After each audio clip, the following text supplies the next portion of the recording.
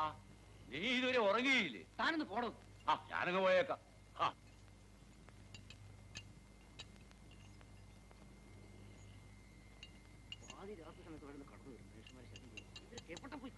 താൻ എന്തായി പിറുപിറുക്കുന്നേ? എന്നും ഞാനിത് കേൾക്കുന്നുണ്ടല്ലോ. ഞാനും കുറെ കാലായി ഇത് കാണുകയും കേൾക്കുകയും ചെയ്യുന്നു. താൻ എന്ത് കണ്ടെന്നാ? ഹോട്ടലിലെ ജോലി കഴിഞ്ഞാൽ നേരെ ഇങ്ങോട്ട് പോന്നാ പോരെ? കണ്ടയിടത്തൊക്കെ നിരങ്ങിയേച്ച് പാതിരയാകുമ്പോ കയറി വരും മനുഷ്യരെ ശല്യം ചെയ്യാൻ. താനാരാ എന്നെ ഉപദേശിക്കാൻ? ദേ, ഒരു കാര്യം പറഞ്ഞേക്കാം.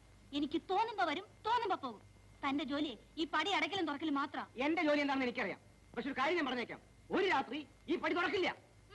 ചുമ്മാ ഇവിടെ വെറുതെ ഒന്നും ചലിക്കാതെ ഒരാള്. ഒരു ഊർവശി.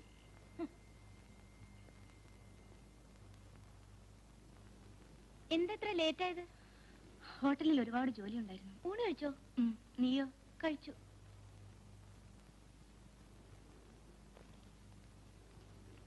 ഇന്ന് ശമ്പളം കിട്ടിയോ? ഇന്ന് എങ്ങനെയാ കിട്ടുന്നേ? തീയതി 20 ആയുള്ളൂ. പിന്നെ ഇത്ര രൂപ? അതൊന്നും നീ അറിയണ്ട.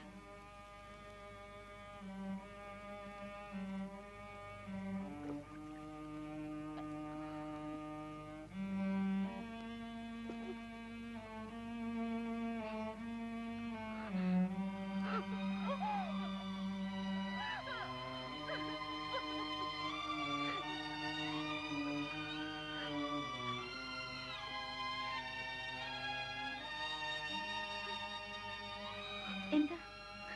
എന്തിനാ കരയുന്ന? ഒന്നുമില്ല. ഈ ലൈറ്റ് ഓഫ് ചെയ്യ്. എനിക്കൊന്ന് ഉറങ്ങണം.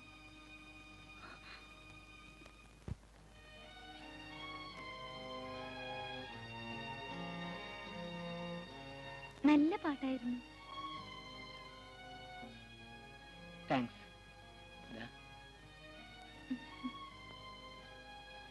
ഇത്രയും നന്നായിട്ട് പാടുന്ന ആളെന്തിനാ ഈ ജോലിയും കൊണ്ടിരിക്കുന്നേ? വേറെന്ത് ജോലി കിട്ടാൻ?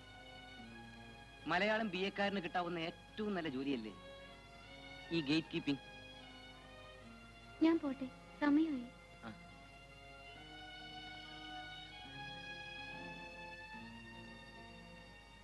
ഈ ഏർപ്പാട് ഇവിടെ വേണ്ട കേട്ടോ. ഏതേർപ്പാട്? ഈ പൂ കൊടുക്കലും ശൃംഗാരവും ഒക്കെ ഞാൻ നട്ടു വളർത്തിയ ചെടിയിലെ പൂവ് ആർക്കൊക്കെ കൊടുക്കണമെന്ന് ഞാൻ നിശ്ചയിച്ചോളാം. ആ, പിന്നെ ശൃംഗാരം, അതേക്കുറിച്ച് എന്നെ കൊണ്ടൊന്നും പറയിപ്പിക്കാതിരിക്കില്ല നല്ലത്. ശൃംഗാരത്തെ കുറിച്ച് ഉപദേശിക്കാൻ വന്ന ഒരാള്. മാഡം ഇനിയും വന്നില്ലല്ലോ. ഇപ്പൊ വരും, അല്പനേരം കൂടി വെയിറ്റ് ചെയ്യും. വലിയ മോശമില്ലല്ലേ സാരി? മോളെ സെന്തു, ആ സുഖാണോ മോളെ? മുഖം എന്താ വല്ലാതിരിക്കുന്നേ? വെയിൽ കൊണ്ടോ? ക്ലാസ് കഴിഞ്ഞ് വരുന്ന വഴിയല്ലേ? വന്നിട്ട് കുറെ നേരമായി. ഇല്ല, ഇപ്പോഴെത്തിയതേ ഉള്ളൂ. മോളെന്താ ഞായറാഴ്ച വീട്ടിൽ വരാഞ്ഞത്? ആ, നമ്മുടെ ഗോപു നിന്നെ അന്വേഷിച്ച് വീട്ടിൽ വന്നിരുന്നു. ഇവിടെ വന്നോ? അറിയില്ല. സിന്ധു ഒന്ന് ഫ്രഷ് ആയിട്ട് വാ, നമുക്ക് പുറത്തേക്ക് നോക്കാം.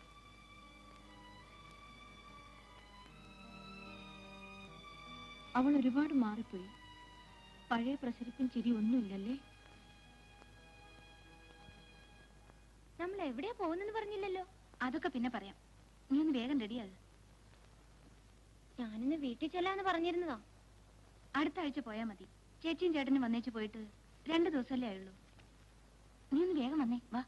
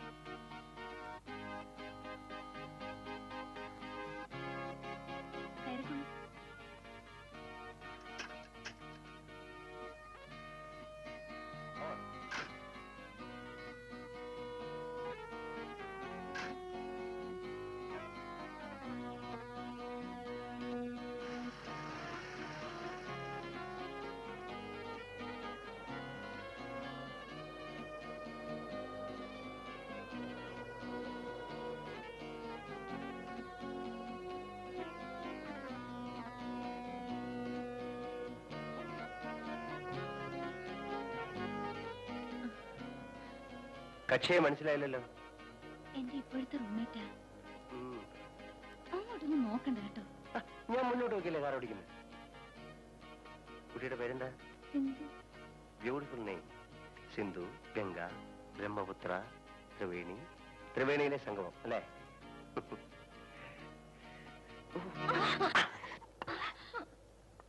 സിന്ധു, വല്ലതും പറ്റിയോ? എന്ത് പറ്റാനാ? ഞാനല്ലേ കാർ ഓടിക്കുന്നത്. ഇപ്പൊ കാണായിരുന്നു. കാണാം.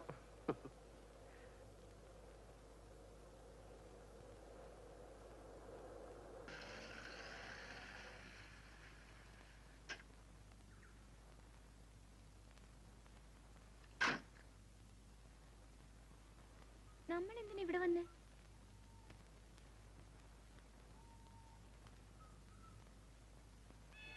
ഞാൻ ഒരു പാർട്ടിയെ കൊണ്ടുവന്നിട്ടുണ്ട്. അതിനെന്താ, വിളിക്കാം. ഭാർഗവി, വരൂ.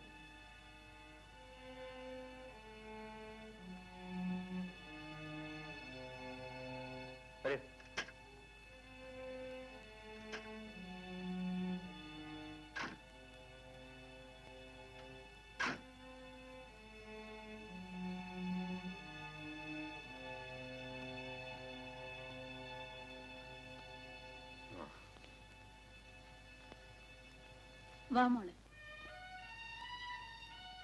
പോ.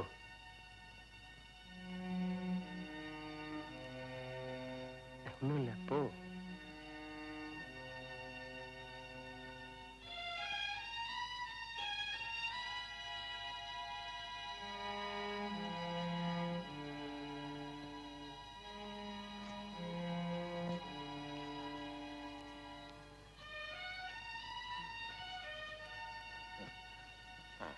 ശരി.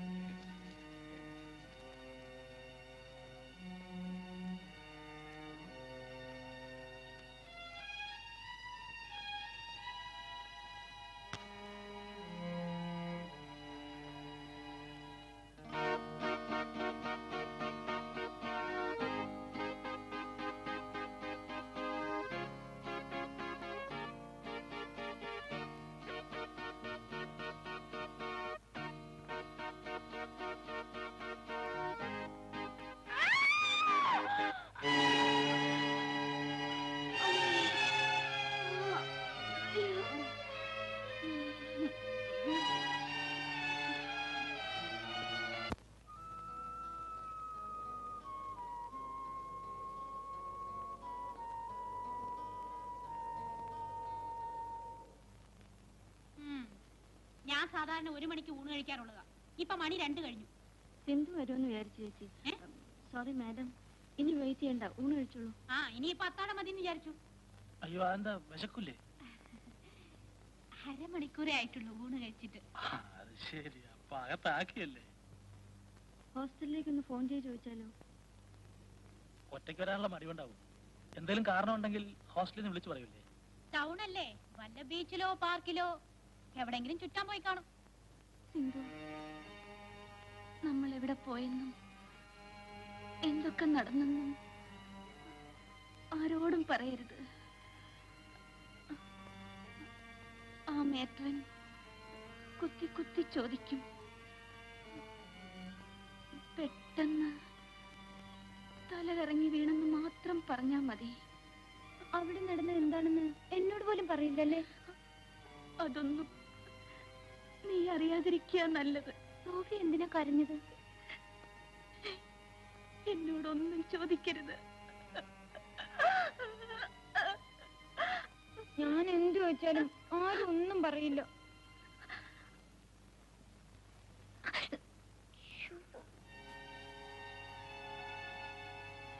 എന്താ, സുഖമല്ലേ? ഇല്ല. എന്ത് പറ്റി? ഞാനേ മെഡിക്കൽ ഷോപ്പിൽ പോവാ. വേണേ വല്ല മരുന്നും വാങ്ങിച്ചോണ്ട് വരാം. മെഡിക്കൽ ഷോപ്പിലോ? സോഫിയക്ക് സുഖമില്ല.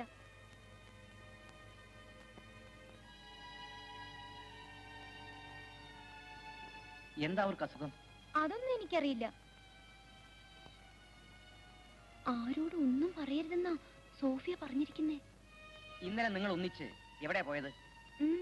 എനിക്കറിയില്ല. അറിയില്ല അല്ലേ? ഞാനൊന്നും പറയില്ല.